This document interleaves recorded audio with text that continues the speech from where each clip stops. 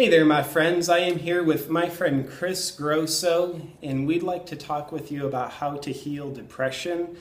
And Chris, if you don't know about him, he's known as the indie spiritualist. One of the reasons why I've asked Chris to come on and talk with you and I about how to heal depression is my experience of him is he's a man who lives from his heart, not his head. He's an author, he's a teacher, he's a musician, and my experience, I've had a chance to sit in on some of his talks recently. My experience of all of his teachings is they come from his heart, his life experience, and to me there's nothing better when it comes to how to heal depression than learning from the heart. I don't think it's a condition that really responds to intellectualism. So thanks for being here, my brother. Thank you so much. It's, to be serious, it's an honor. I really do appreciate it. And I have a deep respect for your work. It's been wonderful. For those who don't know, JP and I are here in Mexico right now, and we've been doing some teaching together. And this is our first time actually getting to work together to really know one another. And it's just been a tremendous experience. So very fun, but also very, very heartwarming as well. So thank you, man. This is an honor and a treat. Yeah, absolutely. I already feel less depressed sitting next to Chris hearing that. And, we do want to dive right into depression, but because it's important, because this man has a wide array of offerings, before we really dig in, Chris, where's the best place for people to find more about you and your work? Thank you for asking. My website, theindiespiritualist.com, which is spelled just like the book title. And you can find what events I'm doing in my book and social media. So thank you. Absolutely. Well, my brothers and sisters and my brother, one of the things I'm wondering about first, both my curiosity and your curiosity, Chris, and your curiosity is, how the heck do we know when we're depressed? God, that's a great question. Man, when I was locked in this cycle of addiction, which is my kind of story when it comes to suffering, depression, anxiety, pain, it was so natural for me that I knew I didn't feel good, but I didn't really recognize it exactly as depression. That's my case and my experience with it. Now I see a lot of other people that live with a very low level of depression, and it's on such a small scale that they're not even aware of it. It's just that it's kind of the norm for them. Mm-hmm. And the unfortunate thing for us as human beings is that we would rather be comfortable, even if it's in a low level pain or depression, than to actually do something to change that. We fear change. We're very, very scared of change. When the interesting thing is the only constant in life is change. Everything is constantly changing. So for me, man, how did I recognize it? Honestly, it was probably either the first time I ended up in a detox or a jail cell, a psych hospital, one of those. And I was forced, in my case, to be in a situation where I wasn't able to put drugs or alcohol into my body and start taking an actual look at myself. I had to. I had nothing to mask it. I was in an environment where I could not get drugs or alcohol, and it sucked. Mm-hmm. It's really difficult to look at the tough things we're going through, the depression. And the depression is often happening because of life situations, but in many cases too, it's a chemical imbalance, which is very important to understand. And one thing I just want to say before I come back to you is, I saw a shirt, it just came up for me. I saw a shirt a while ago where it said meditation instead of medication, or like meditation over medication, which the sentiment is great. I think that's awesome. In my case, meditation has allowed me to come off of all medications and live a medication-free lifestyle. Meditation with running and exercise and other things. But I think it's so important for people to know that if you need to take medication for depression, please do so. Even if it's just temporary, or maybe in my case, I had to take it for a year after my last time through rehab, because I needed to allow that time for my chemical balances, to realign themselves. So meditation's great, But I think there's a stigma, especially in spiritual circles, that you shouldn't be taking medication, it's not natural, etc. But I'm an advocate for you need to do what's right for you, especially when it's depression and anxiety and things that can really lead you down a very dark path. Yeah, well, thank you for that, brother. I agree with Chris wholeheartedly. And I know it's, like you said, it's not a popular agreement, especially around like spiritual self-growth circles, that medication for depression is okay. It's never my first suggestion, but I do recognize sort of in the spiritual circles, there's a defiance against big pharma. And we like to be defiant about things, corporations with power over us.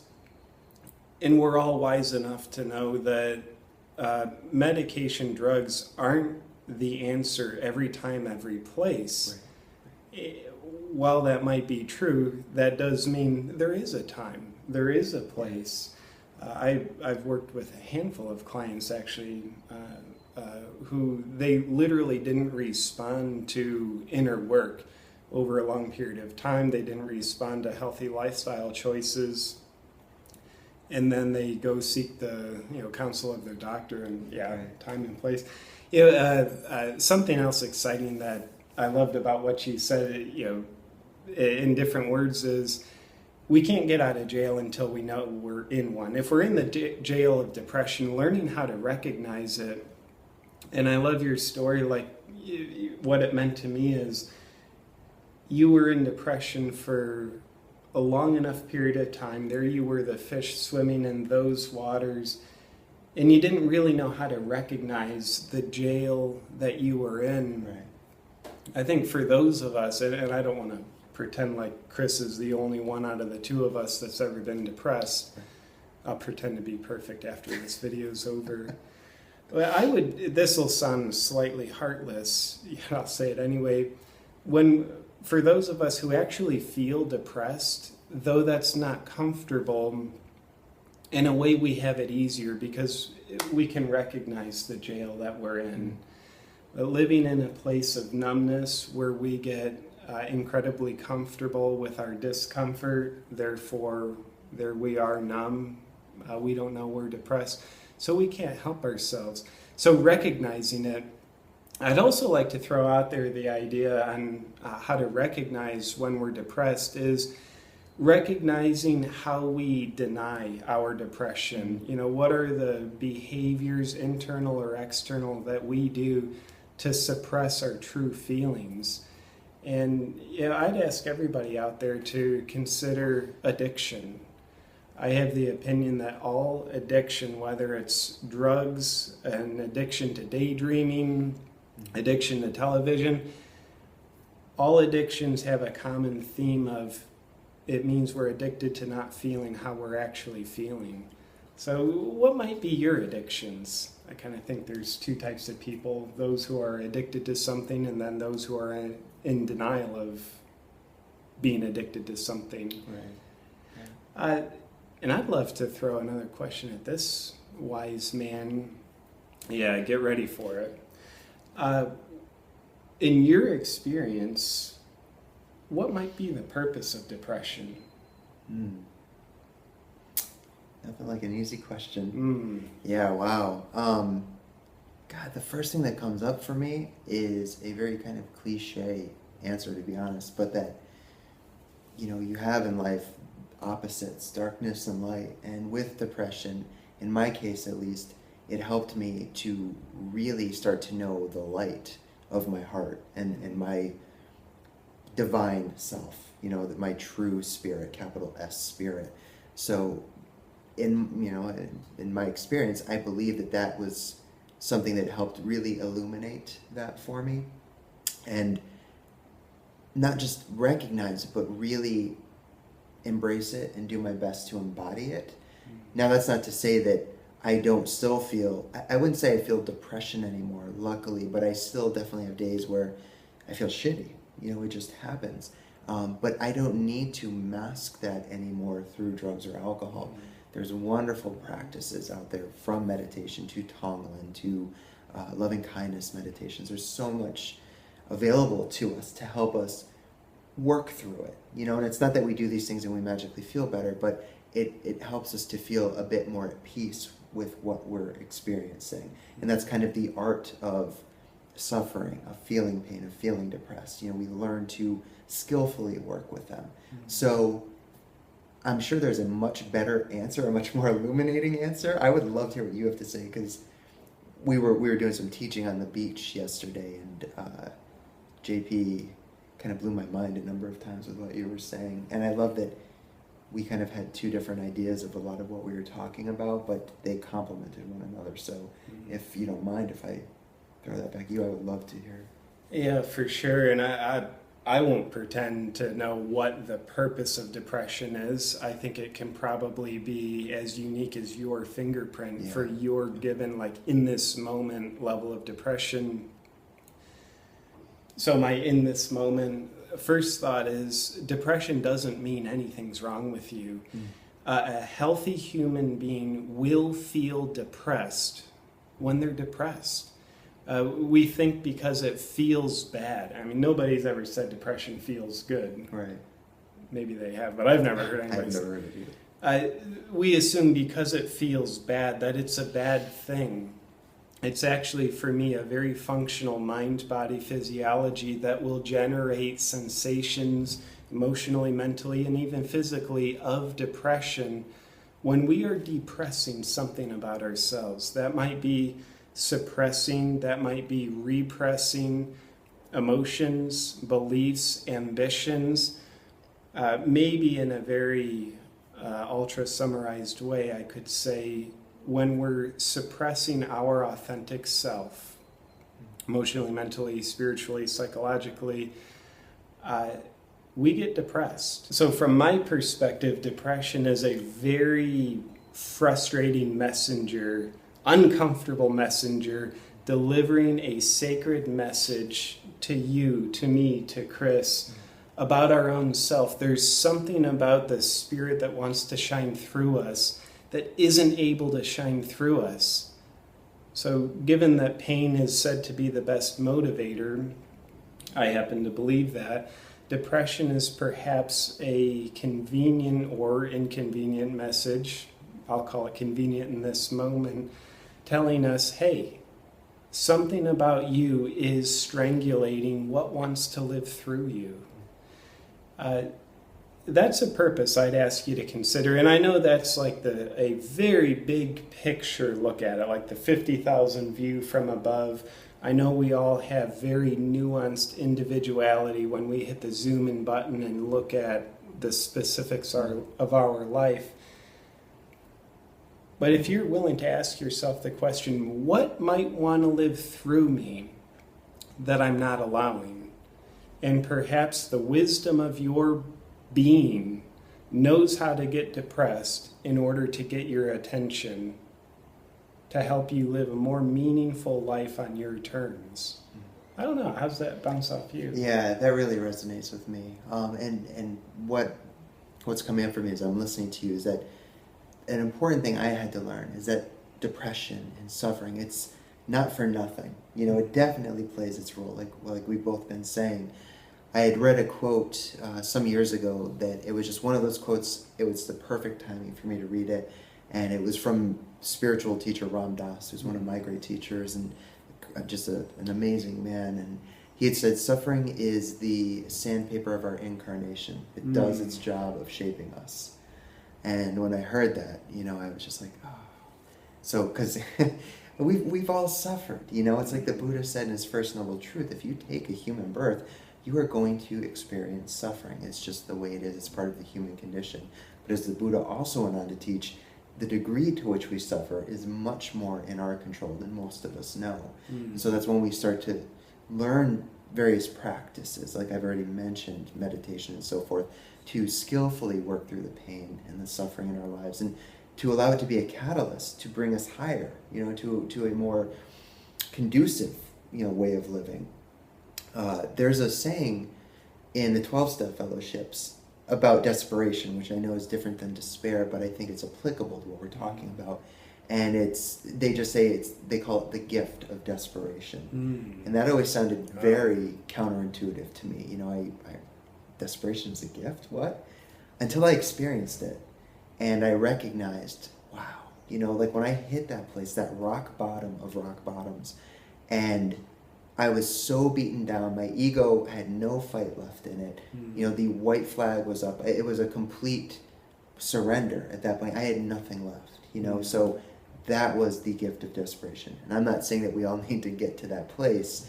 Luckily, rock bottoms and desperation can be what we make them. You know, my bottom was here. Doesn't mean yours has to be here. Yours can be way up here. And you can decide today that where I'm at with suffering and with depression is as low as I'm going to go. And I'm going to start to do something to heal myself. Something every day, a little, whatever it may be. You know, maybe you need something bigger like therapy, or maybe something like 5 or 10 minutes of meditation a day will be enough. It'll start you off in that right direction. But only we will really know what's right for us. I say that, though, to say, looking outside of ourselves at the same time, especially when we're in that place of depression, for help, watching a video like this, maybe finding a book, going to your library, whatever the case may be, support groups, anyone else who's going through depression. Don't do it alone. You know, I had to learn that the very hard way, and I'm introverted, so really embracing a program of recovery for me was hard, you know, because I like to be by myself, I like to isolate, but also that was what would constantly lead me to relapsing. The depression would set in first, and I'd be isolating, and then sure enough, inevitably I would pick up and start using again. So again, that's just the drug and alcohol reference, but we all are addicted to something, we're all suffering from something, so whatever I'm sharing, I just invite you viewers to use it as a light to shine on your own addictions or depression or suffering. Well, I was sitting in a talk Chris gave yesterday, and one of the points I took away that I absolutely love, I think it's genius, probably because I agree with it, I'm just biased. Or because it is genius. But. Exactly. Two of us agree, so it is genius. Your opinion doesn't count. But essentially what I took away, one of the most powerful ways to approach suffering is to allow it to happen. To take down our resistance against our own suffering. And by the way, the longer we don't do that, perhaps the longer the depression will actually need to be in our life. But when we can take down the resistance to our suffering and go into more of a graceful place of acceptance and kind of say the words, I too am a human being, I suffer, it's part of the sandpaper of my incarnation, and it's okay for me to suffer. It kind of helps it circulate instead of the suffering, the emotions, the painful thoughts, whatever they might be, instead of them being constipated and stuck in us, and therefore wherever we go, there they are. Yeah. It allows us to begin circulating, digesting, detoxifying, and eliminating and transforming the energy of our suffering. And actually, let me just act like a cameraman and Hollywood set here. Another powerful thing I took away from your talk yesterday was look at our pain, our depression, our fears, our sadness. Look at our pain as though it's a little child who needs our nurturing. I mean, how quick are we to react to our pain, treat it like an enemy, get the heck out of here, pain, whether that's like I reach for my phone to check Facebook so I can pay attention to that instead of paying attention to the wounded child inside of me, the fear inside of me, or I reach for another handful of candy so I can feel the sensation of the serotonin rush I get from sugar instead of feeling what I'm actually feeling. Accepting suffering.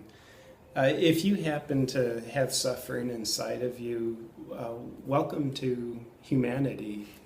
You're one of us. And if you happen to not feel suffering inside of you, welcome to humanity. It's called denial. I do that too, right? Sometimes I love to be in denial that I'm in denial about my suffering. Makes me feel more liberated. Well, with that said, I would ask all of you to consider your answer to this next question that Chris and I are going to juggle. What can we do to help ourselves once we've taking a look at, hey, I carry some depression, I've got that. I've maybe even considered the purpose of it, which might actually be one of the first steps we can take to help ourselves after we've recognized it. From there, I know you've got a toolbox full of awesome tools with depression. I'm curious, what might be a thought or two on what we can do to help ourselves when we're depressed? Yeah, I'll share a really quick practice if that's cool. It's a very simple loving kindness meditation, and the reason it was so powerful for me is you essentially are going to send loving kindness to yourself and then a few other people, which I'll walk you through in a second. But it was so important for me to really bring this into my practice because it forces you to include yourself in your loving kindness aspirations, which for someone who's suffering from depression or anxiety or any of these negative energies typically very much struggles with. In my case, the self-worth, the self-love, it wasn't there. It was self-loathing, really. So with the loving kindness meditation, very simply, all you do, and I tend to, with most practices, I recommend people close their eyes just because I find that's a way to get a bit more intimate. We don't need to as I explain it, but just simply you close your eyes, and with your eyes closed, you picture yourself, that you're looking at yourself.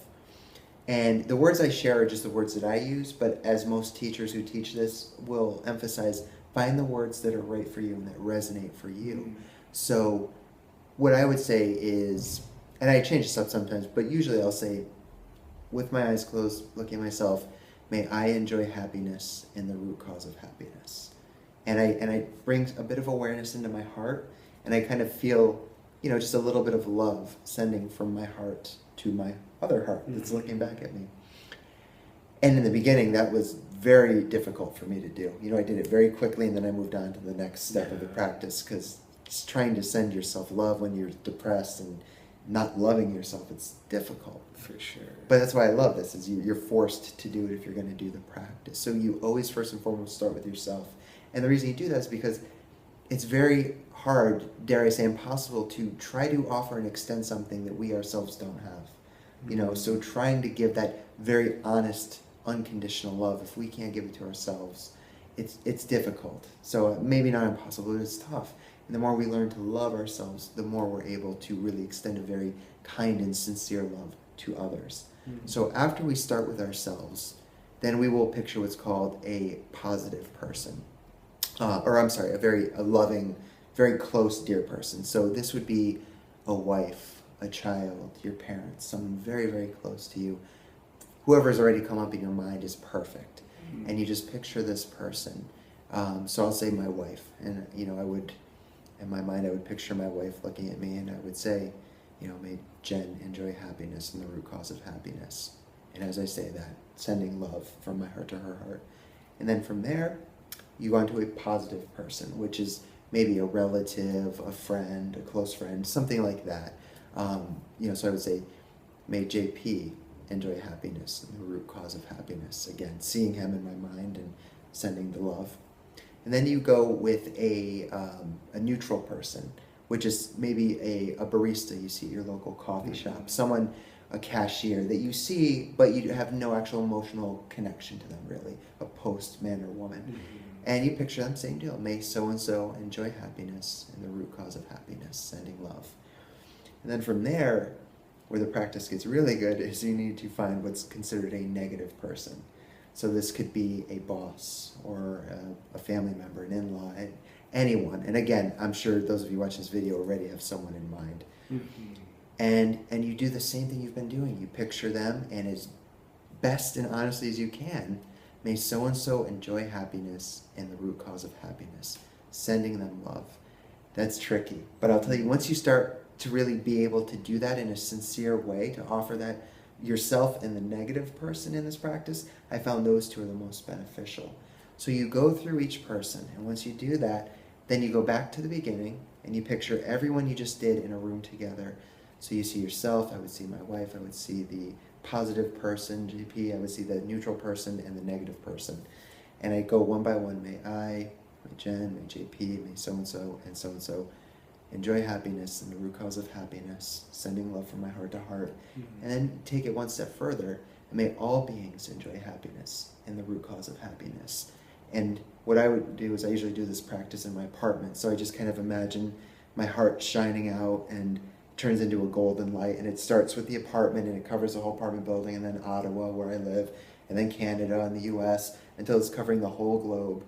You know, and I have my awareness in my heart really trying to feel a warmness there, and then from the globe out into the furthest regions of space, so that all beings may enjoy happiness and the root of happiness. Now, does that really do much for them? Probably not, but it's more about learning to love ourselves and others without holding back. You know, bringing that compassion and self-love more to the forefronts of our mind and making it more important, because for most of us, it's not that important. You know, our jobs are important. Caring for our families is important. But caring for ourselves often is the last thing we care to do. Yeah. So that's one of many practices that are very beneficial. But in my case, that's been a really strong one. Yeah, thank you for that. I love it. To me, it's like rubbing aloe on a burn. Yeah, yeah. And one of the things I really love about that meditation, I've had the chance to do similar meditations, is it's not fighting the feelings of suffering. From my point of view, it's actually adding something to it. And, you know, the sending light, sending love, for me, that's actually adding the support to actually hold space and nurture for the suffering feelings, rather than going to World War III with our own self. So thank you for dropping that awesome gift for those of us who will venture into test driving it. Sure.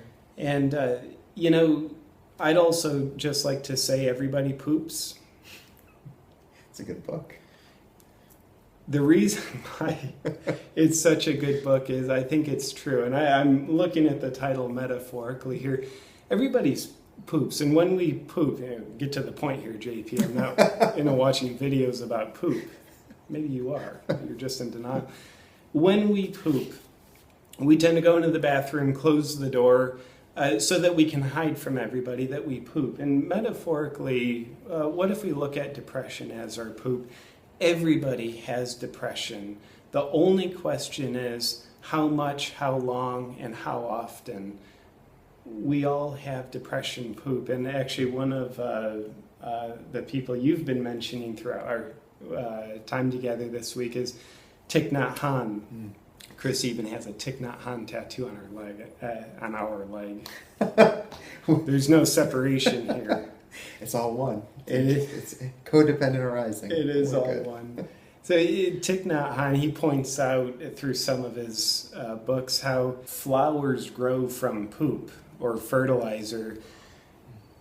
So I think our poop is something to embrace. Not only is it very healthy for us to have a flushing relationship with it, but in a very metaphoric way, I would dare say the flowers of our life, our true gifts to ourselves and maybe to the world, perhaps blossom from the poop of our suffering if we allow it to. Yeah. I love, he often writes about that in his books, and he more simply even summarizes it as no mud, no lotus. Same thing, but yeah, it's beautiful. Poop is a little more fun to say. But it's way more fun to say, yeah. I think Thich Nhat Hanh's just trying to be spiritual when he says mud. Well, thank you all for sticking with Chris and I and being devoted to paying attention to the relationship you have with yourself and your discomfort during this video. And Chris, tell us one more time, where can we find you? You can find me in 442, just a few doors down. You can find me at theindiespiritualist.com. And just to echo what JP said, this is not easy work. So the fact that you've watched this entire video, that you're even in a pre-contemplative stage of working with your pain and suffering, I really encourage you to honor that about yourself. That is huge. So a lot of respect and gratitude to you for doing that, because each one of us that does that and takes that step is becoming just an integral part of making this world a better place. So thank you guys very much for watching. And Chris's first book, The Indie Spiritualist, I personally can't put it down. I've literally been holding it this whole video. I love it. Feel free to check it out. There's a lot of Chris's life in here. It's raw. It's not sugar-coated. I think it's something we can all relate to. We have our version of everything Chris writes about in this powerful book. He's got his second book finished. It's due out October 1st. Cool. And then Chris also does podcasts. You'll see all the links in the description below. And enjoy the journey of helping yourself. I hold no delusions. After you watch this video, which I realize it's becoming a bit lengthy for a video, I have no delusions to believe that you're supposed to actually feel better after watching this video. It's certainly my intention that this video perhaps serves as a little bit of traction under your feet for you to make strides in your progress, in your journey on growing beyond your depression. So I'll certainly be wishing you well. And thank you, brother, for being on and talking with me and these lovely friends of ours. Yeah, like I said in the beginning, it's an honor, and I really mean that. Thank you for having me. And thank you guys for watching. Awesome, brother. Talk to you guys soon.